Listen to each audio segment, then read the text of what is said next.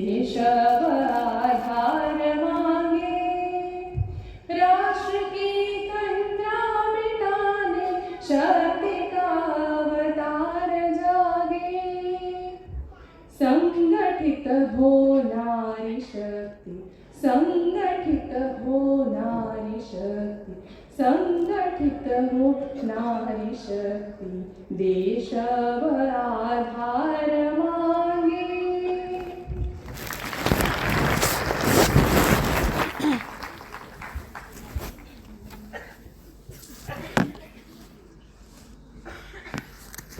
नमस्कार. मंचावरील सगळे मान्यवर, जळगाव आणि भुसावळ जिल्ह्यातून जमलेल्या सगळ्या तेजस्विनी, या तेजाच्या उत्सवाचं अत्यंत नेटकं, उत्साहपूर्ण आणि अतिशय देखणं असं संयोजन करणारी सारी टीम, आणि त्या टीमला मागं राहून पण खूप महत्त्वाची भक्कम अशी साथ देणारे सगळे बंधुवर्ग. आज बहिणाबाईच्या भूमीमध्ये आली आहे. जेवताना मला असं वाटत होतं की कधी काळी तिनेच या भूमीमध्ये जे काही पेरलं असेल, त्याच्यातून जे काही उगवलं असेल, त्याच्याच पुढच्या पिढ्या ज्या धान्याच्या आल्या, त्या धान्याचं ते अन्न आज माझ्या पोटात जात आहे. आणि त्यामुळे मला असं वाटतं की ह्या सगळ्या जणी तुम्ही आज ज्या इथे जमल्या आहात, कुठल्याही प्रकारचा वैयक्तिक लाभ आपल्याला इथे आहे अशा प्रकारची कुठलीही जाहिरात नसताना जी संवेदना घेऊन तुम्ही इथे आला आहात, ती संवेदना तुम्हाला तुमच्याच बहिणाबाईनं पेरलेल्या अन्नामधून मिळाली आहे. आणि त्यामुळे बहिणाबाईंच्या 4 ओळी म्हटल्याशिवाय आज या मंचावरती बाकी काही बोलणं सुरू करण्याला अर्थ नाही. आणि त्या ओळी पण आपल्या आजच्या सगळ्या एकत्रीकरणाला अतिशय साजेशा अशा आहेत. बहिणाबाईंनी लिहिलं होतं, ये रे माझ्या जीवा, ये रे माझ्या जीवा, काम पडलं अमाप, काम करता करता देख देवाजीचं रूप. ऐक ऐक माझ्या जीवा, ऐक ऐक माझ्या जीवा, पीडलेल्याचं कण्हण, दे रे गांजलेल्या हात, त्याचं ऐक रे म्हणण. आणि मग बहिणाबाई आपल्याला सांगतात की कसं जगायचं आहे, की जग जग माझ्या जीवा, असं जगणं तोलाचं, उच्च गगनासारखं धरित्रीच्या जे मोलाचं. मला असं वाटतं की देशाच्या विकासात काय भूमिका असावी महिलांची, हे मांडणं काय, किंवा एकूणच एखादी महिला तिच्या कुटुंबामध्ये, समाजामध्ये, देशामध्ये, विश्वामध्ये काय योगदान देते, ह्याचा जर आलेख काढायचा झाला तर तो या बहिणाबाईंच्या एका शेवटच्या ओळीमध्ये आहे. उच्च गगनासारखं धरित्रीच्या जे मोलाचं. आम्ही गगनालाही गवसणी घालणार आहोत आणि आम्ही त्याच वेळेला जमिनीमध्ये ह्या मानव वंशाची, आमच्या संवेदनांची मुळंसुद्धा घट्ट जपणाऱ्या आम्हीच आहोत. मला असं वाटतं की भारत एक राष्ट्र म्हणून ज्या वेळेला उभं राहिलं असेल ना, ज्या वेळेला या सिंधू सरस्वतीच्या तीरावरती कुठेतरी एखादा मानवांचा समूह राहायला लागला असेल, सुरुवातीला टोळ्या करून फिरणाऱ्या त्या माणसाच्या कुठल्या तरी एका क्षणाला कुठल्या तरी काही प्रयोगातून असं लक्षात आलं असेल की एका ठिकाणी राहून शेती केली, या नदीचं पाणी वापरलं तर आपल्याला दीर्घकाळ या ठिकाणी राहता येईल. मला खात्री आहे आणि संशोधनही हेच सांगतं की शेतीचा शोध हा बायकांनी लावला आहे. त्यामुळे निश्चितपणे त्या सिंधू नदीच्या तीरावरती 4 दाणे पेरून त्याच्यातून 400, 4000, 4 लाख दाणे येण्याची किमया ज्यांनी साधली त्या आपणच होतो. आपल्याकडे जी काही गाई गुरं आहेत त्यांचं शोषण न करता दोहन करायचं, म्हणजे तिच्या पिल्लाच्या तोंडामध्ये आधी तिचं दूध जायला पाहिजे आणि मग त्याच्यातून जे राहील ते आपण वापरायचं, ही समज, ही उदारता जिथे प्रथम जन्माला आली असेल ते स्त्रीचं हृदयच असणार आहे. आणि त्यामुळे कुठल्याही राष्ट्राच्या जडणघडणीमध्ये अगदी ग्रासरूटपासून ते अगदी मोठ्या मोठ्या राज्याच्या यंत्रणा चालवण्यापर्यंत सर्व स्तरांमध्ये महिलांनी नेहमीच महत्त्वाची भूमिका बजावलेली आहे.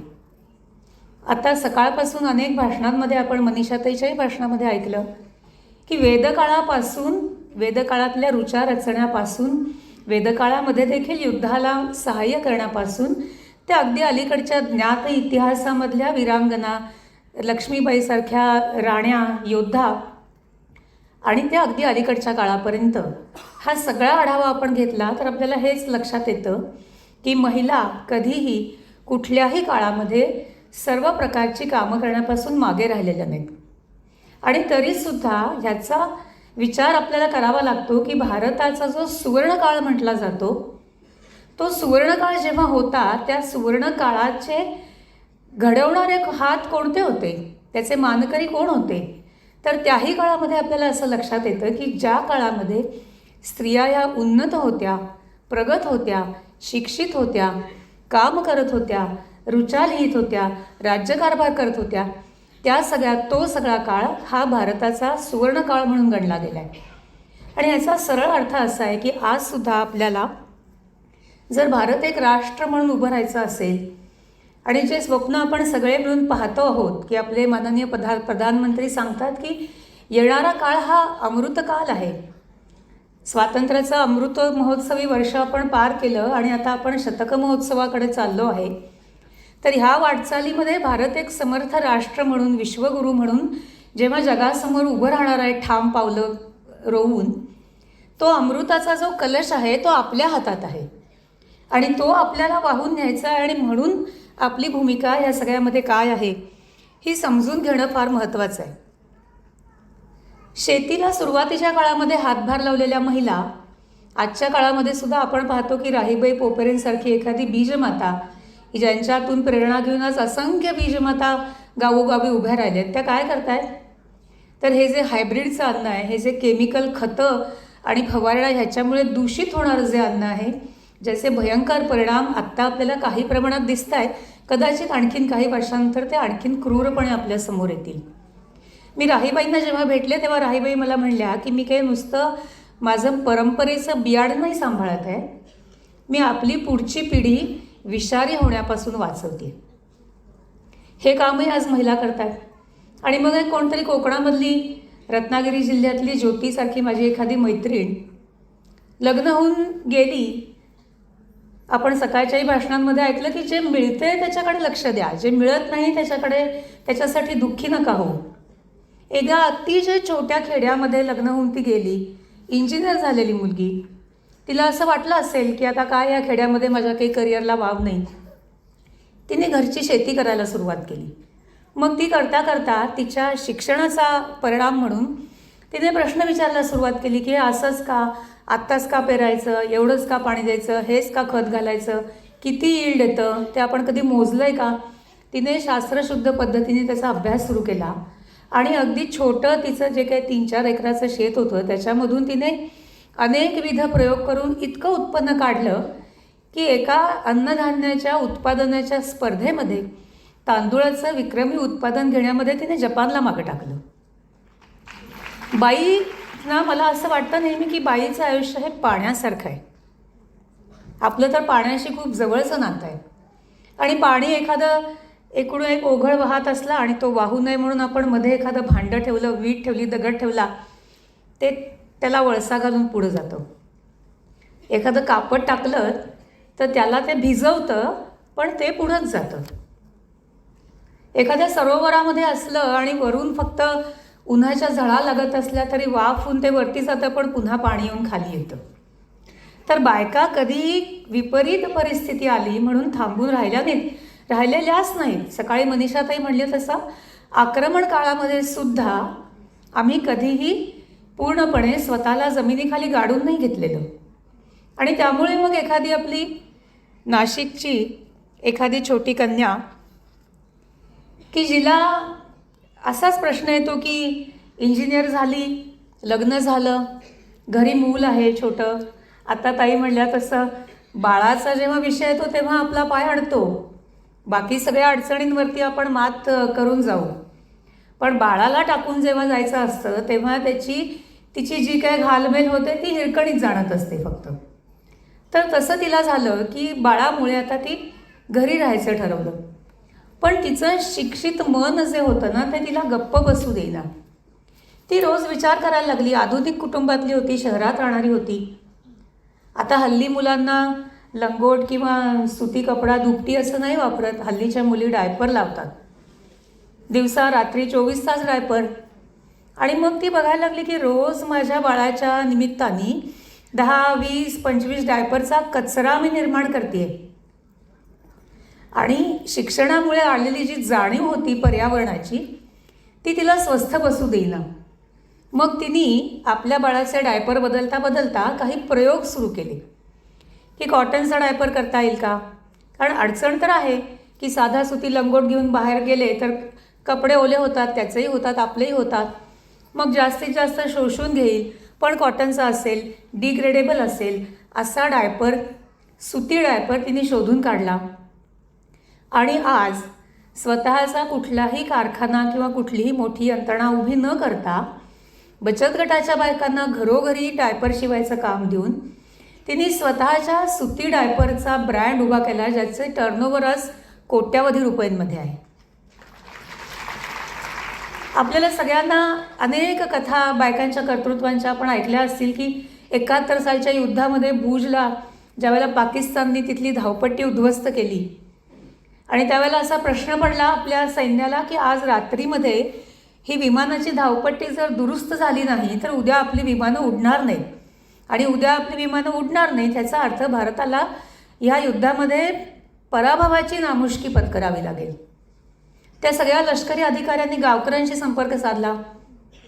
आपण ही गोष्ट ऐकली असेल की त्या गावातल्या अशिक्षित अडाणी ज्यांना आपण म्हणतो, ज्या शेतामध्ये मोलमजुरीचं काम करत होत्या, अशा 100-125 बायका आपापल्या खोरी, फावडी, पाट्या घेऊन पुढे आल्या आणि त्यांनी शत्रूच्या बॉम्ब वर्षावाची तमा न बाळगता ती धावपट्टी एका रात्रीमध्ये दुरुस्त केली. दुसऱ्या दिवशी सकाळी आपली विमानं त्याच्यावरून उडली आणि आपल्याला माहिती आहे 71च्या युद्धाने इतिहास घडवला.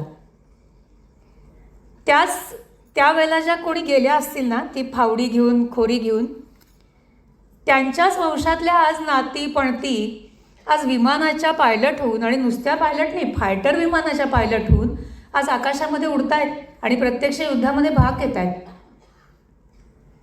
पूर्वीच्या काळी सटवाई, जिवती ह्या आपल्या देवता होत्या. मूल जन्माला आलं की त्याचं भाग्य लिहायला सटवाई असायची, मुलाच्या आरोग्याकरता जिवती असायची. शीतला देवी म्हणून आपली एक देवी होती की जी आपण म्हणतो की साथीच्या रोगांची देवी होती. त्याही काळामध्ये आम्हाला शक्य असलेल्या अशा माध्यमांमधून आमच्या लेकरांच्या आरोग्याची चिंता करत होतो. करता करता हा स्त्रीत्वाचा प्रवास इथेपर्यंत आला की ज्यावेळेला कोविडची साथ आली त्यावेळेला आपल्याच देशामध्ये कोविशिल्डचं संशोधन झालं आणि त्या संशोधनाकरता सुचित्रा अय्यलांना पद्मश्री अवॉर्डनी सन्मानित करण्यात आलं. तर स्त्रीपणाचा हा प्रवास हा इतका देदीप्यमान आहे आणि त्यामुळे आपल्या हे सहज लक्षात येतं की तिने करिअर करणं ही आता केवळ तिची हौस राहिलेली नाही, ती आता देशाच्या विकासाची एक मूलभूत अशी गरज बनलेली आहे.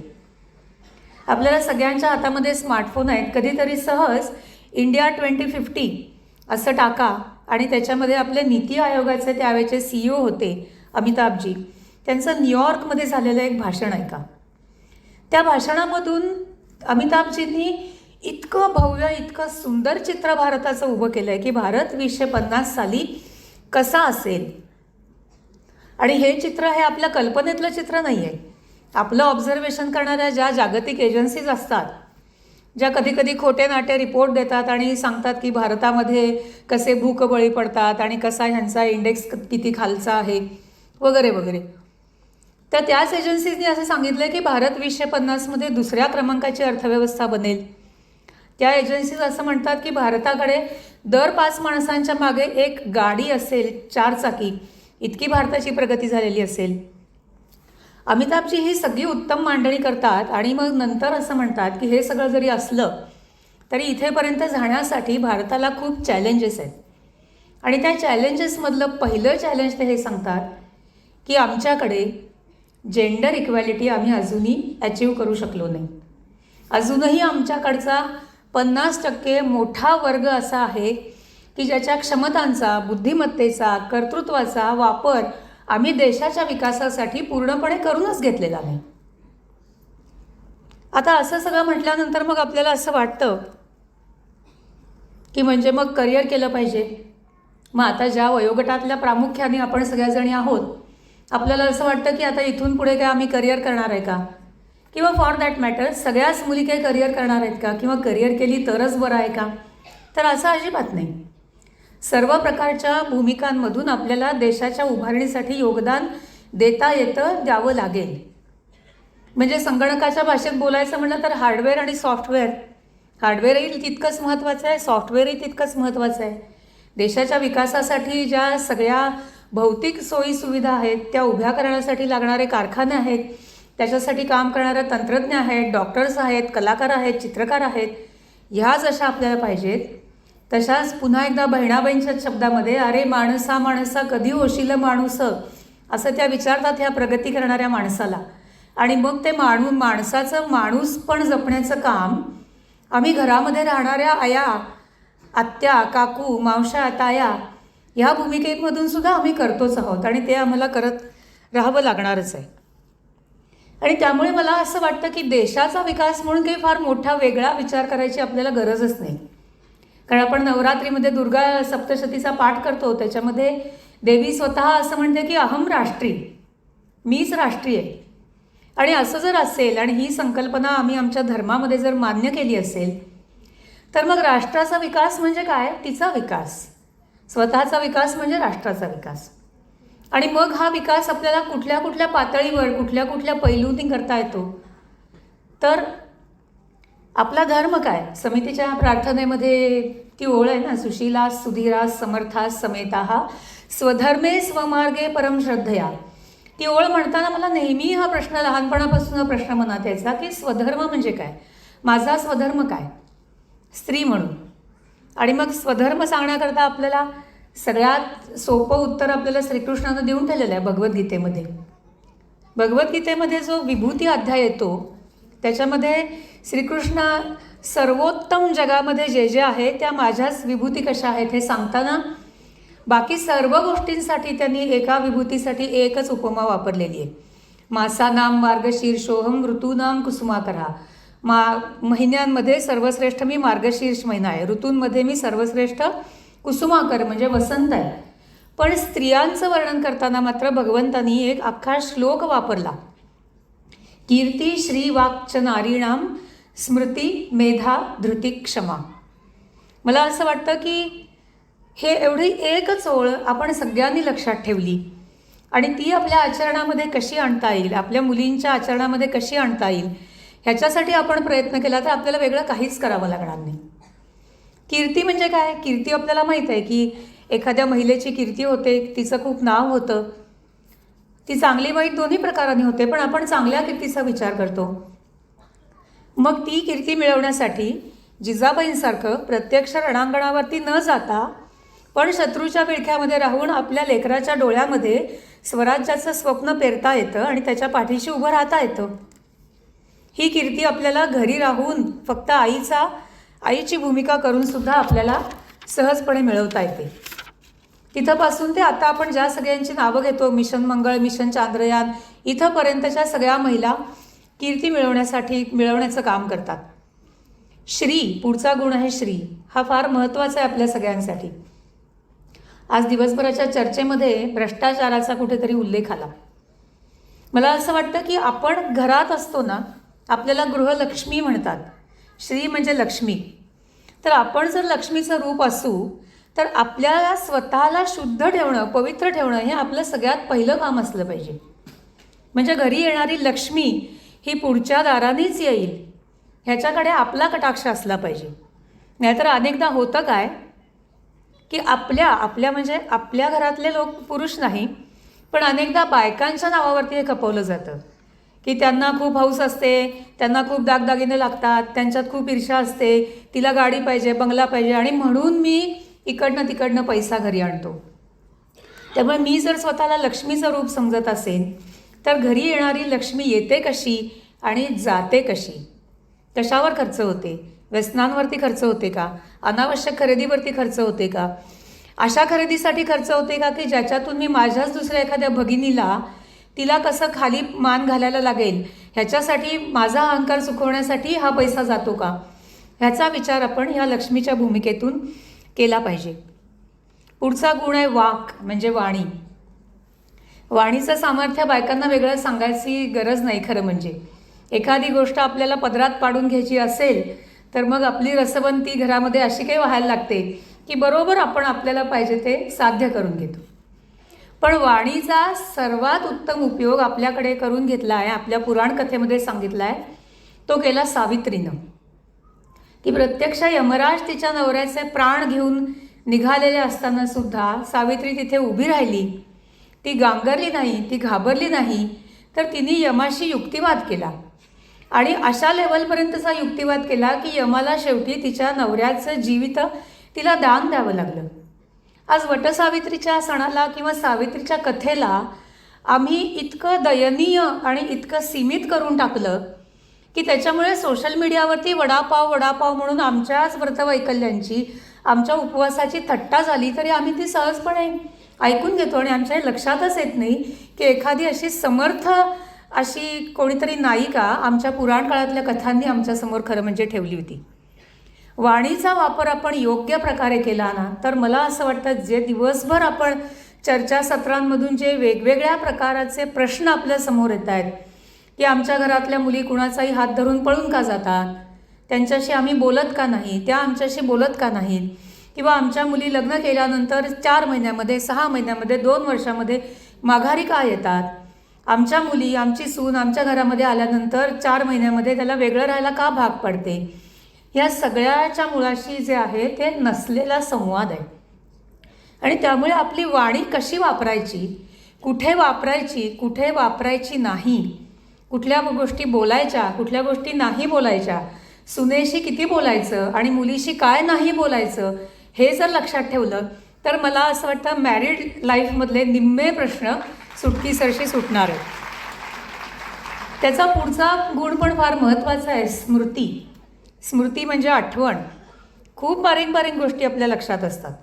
अजून 5 वर्षांनी जरी मी जळगावला आले तरी मी आज कुठली साडी नेसली होती हे लक्षात राहणाऱ्या 100 बायका मला मिळतील. पण जे लक्षात ठेवायला पाहिजे ते आपण लक्षात ठेवतो का ह्याचा विचार आजच्या निमित्ताने केला पाहिजे. परत एकदा आपल्या एका पुराण काळातल्या एका नायिकेचं उदाहरण देते, ते म्हणजे द्रौपदीचं. तिच्यावरती भर सभेमध्ये जो अन्याय झाला, तिचे 5 पराक्रमी पती बघत असताना धृतराष्ट्रासारखा राजा, विदुरासारखा जाणता, सभेमध्ये अनेक वृद्ध असताना सुद्धा तिचं जे चिरहरण झालं ते ती कधीही विसरली नाही.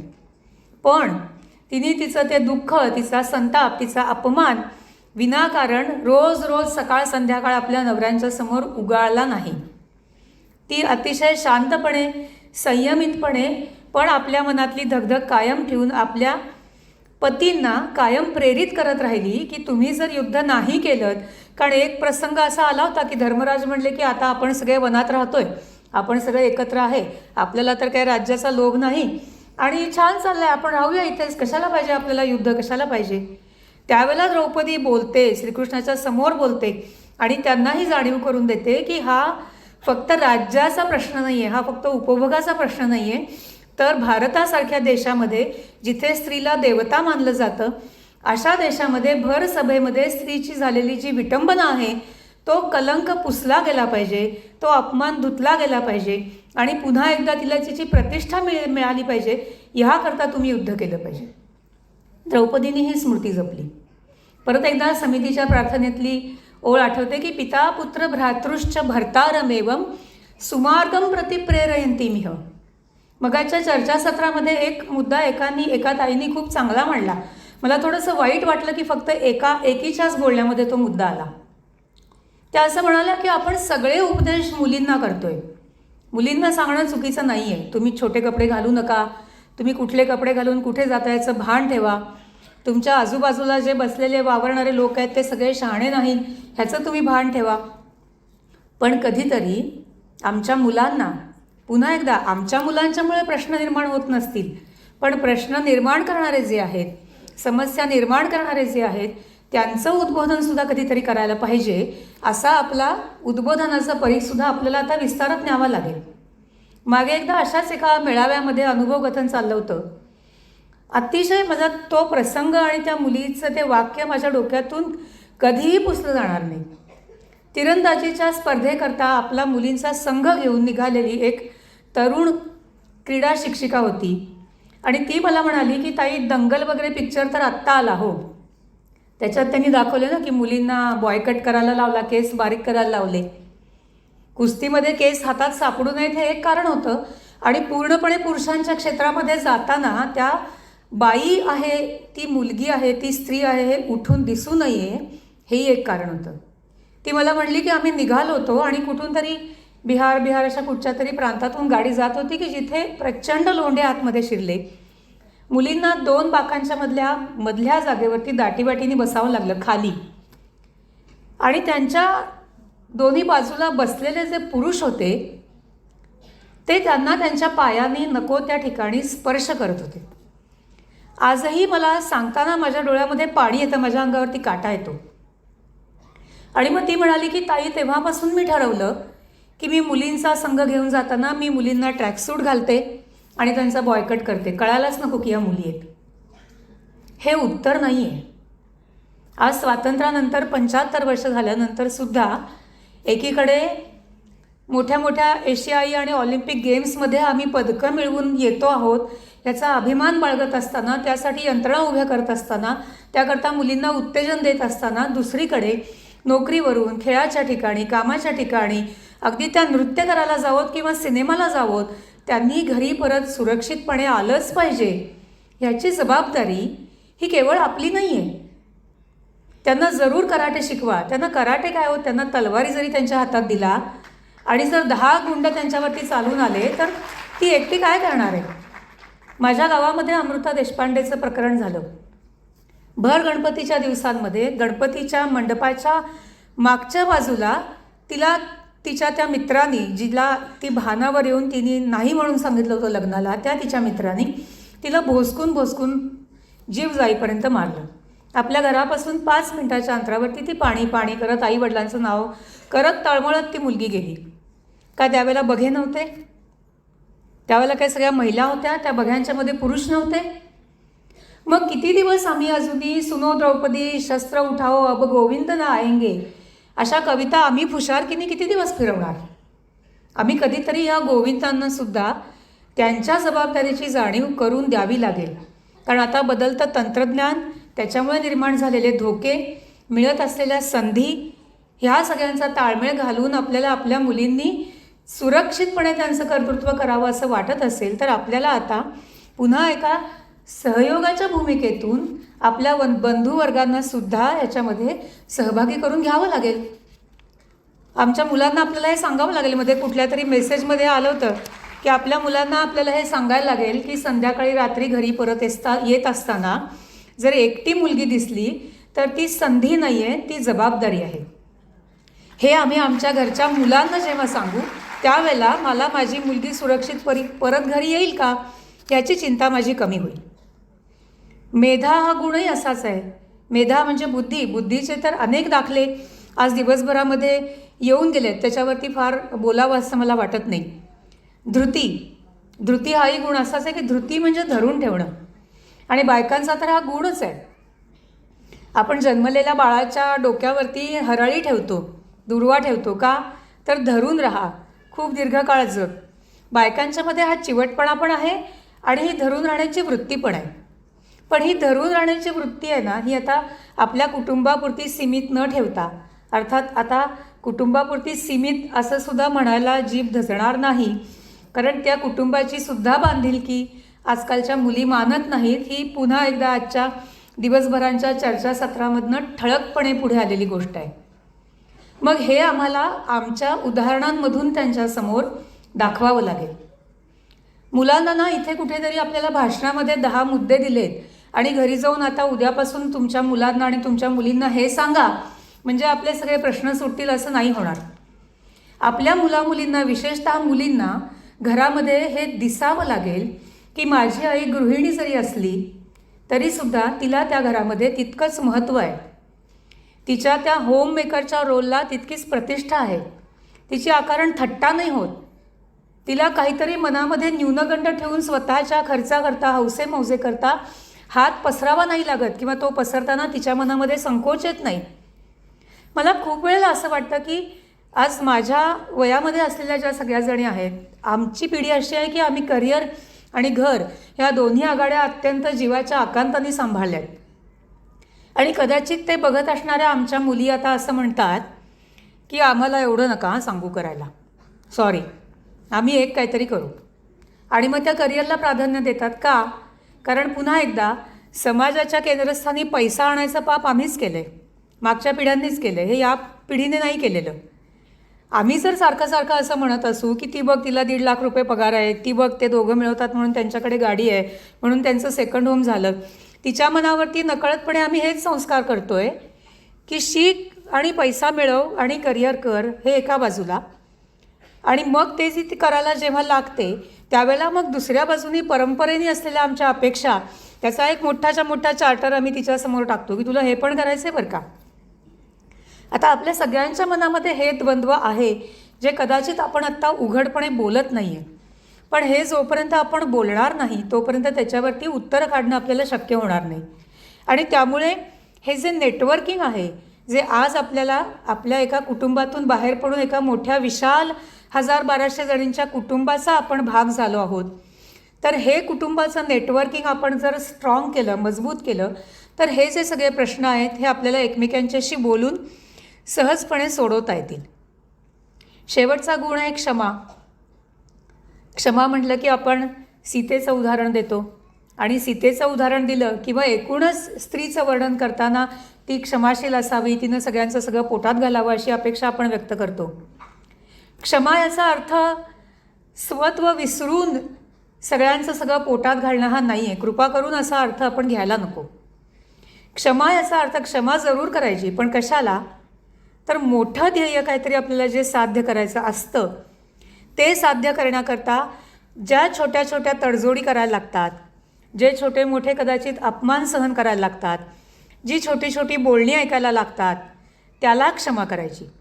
त्याला जर उदारपणे आपण क्षमा करू शकलो, त्यांच्या मनोवृत्तीमध्ये बदल घडवून आणता आणता ते थोडंसं पोटात घालायला शिकलो, तरच आपल्याला पुढे आपल्याला जिथं जायचं आहे त्या ठिकाणी आपल्याला जाता येईल. खूप प्रश्न आज दिवसभरामध्ये आले, म्हणजे डिवोर्सपासून ते लव्ह जिहादपर्यंत. पुन्हा पुन्हा मला असं वाटतं की ह्या सगळ्याचं उत्तर हे मानसिकतेमध्ये आहे. आणि त्यामुळे पुन्हा एकदा बहिणाबाईंची एक कवितेची एक ओळच मला तुमच्यासमोर ठेवायची इच्छा आहे की कशाले काय म्हणू नाही. बहिणाबाईंनी फार सुंदर सांगितलं आहे की ज्याच्यामध्ये नाही भाव त्याला भक्ती म्हणू नाही, आणि ज्याच्यामध्ये नाही चेव त्याला शक्ती म्हणू नाही. आज आपण इथे जमलो, 1000-1200च्या संख्येने जमलो, शक्तीचं प्रदर्शन मोठं झालं, पण त्याच्यामध्ये जर चेव नसेल, चेव म्हणजे काय, कदाचित थोडासा वेगळ्या अर्थाने आपल्याला तो शब्द वाटतो की चेव चढला, चेकाळलं, असा नाही. चेव याचा अर्थ चैतन्य, जाणीव, जागृती, भान. मग कशाचं भान? या सगळ्या शक्तीला जर चेव आला, म्हणजे त्यांना जर ही जाणीव झाली, कशाची? तर नारी तू नारायणी याची. आपण ते सुभाषित ऐकले ना की काय, करणी करे तो नरका नारायण बनताय. असं म्हणतात की 3 तपश्चर्या केली तर नराचा नारायण होतो.